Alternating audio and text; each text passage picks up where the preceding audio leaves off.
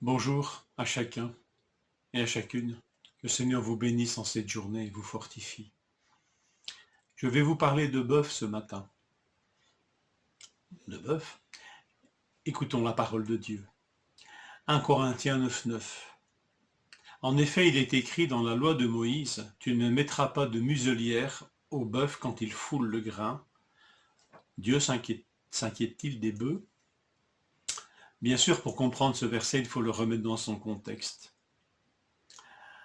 Le message de ce paragraphe dans lequel ce verset est inclus, ce paragraphe nous enseigne sur ceci, c'est qu'un enseignant, un apôtre, a le droit de recevoir un salaire de ceux qui bénéficient de ce ministère. Voilà, Paul dit, c'est un droit. Le texte nous dit aussi que l'on peut user de ce droit, mais que l'on peut en abuser, et qu'on peut même y renoncer, ce qui est le cas de l'apôtre, nous le verrons demain dans la lecture. Paul a renoncé à ce droit de recevoir des Corinthiens un quelconque salaire pour le ministère qu'il a mis en place chez eux.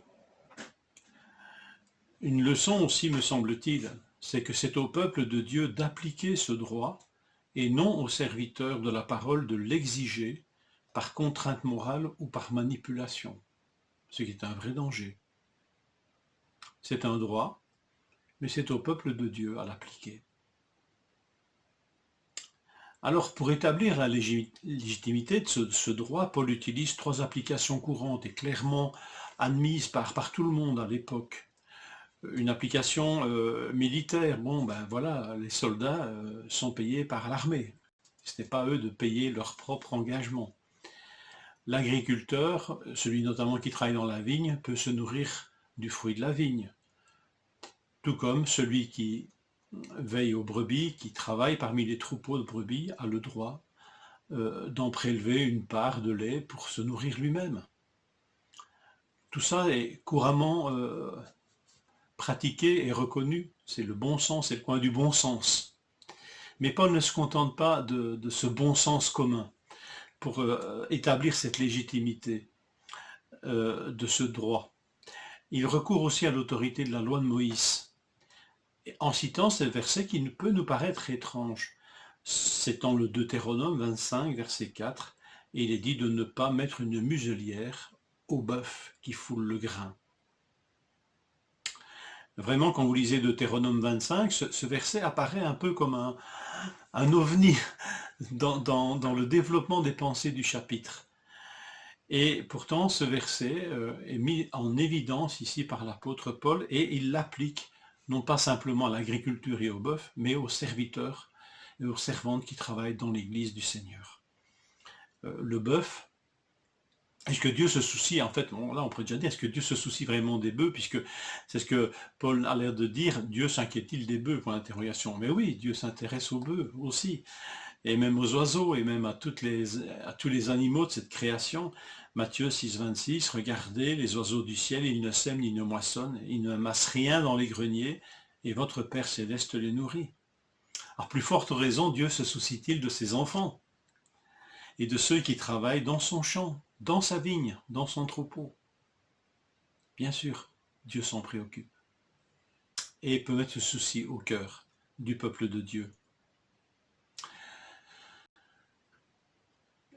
Je tire aussi une leçon de ce passage qui est personnel, et c'est jugez vous-même. Ce verset est à mes yeux aussi comme une merveilleuse promesse et en même temps une saine préoccupation qui peut alimenter notre vie de prière. Sa parole, cette promesse, c'est que sa parole est destinée à nous nourrir quand nous y travaillons.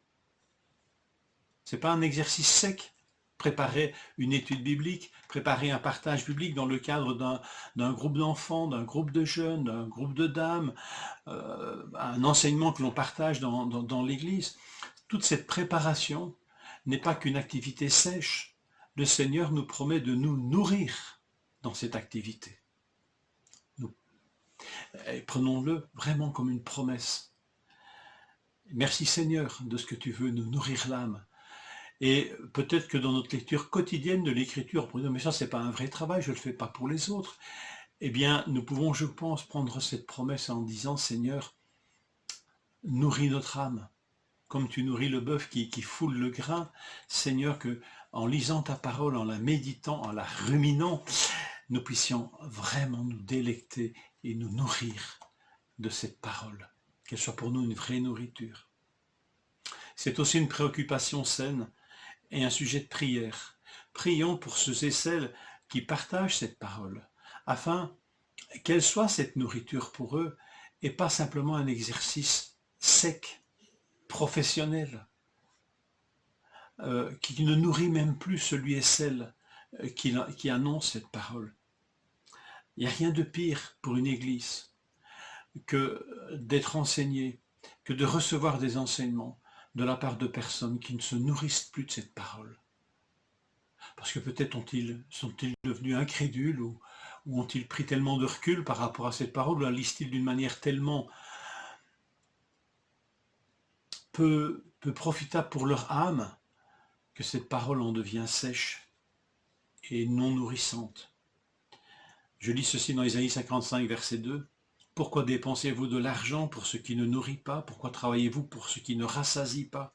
Écoutez vraiment, et vous mangerez ce qui est bon, et vous savourerez des plats succulents. » Seigneur, accorde-nous cette écoute nourrissante de ta parole, afin qu'elle soit pour nous un plat succulent qui nous nourrit avant de nourrir les autres. Que le Seigneur nous accorde cette grâce. Bonne journée.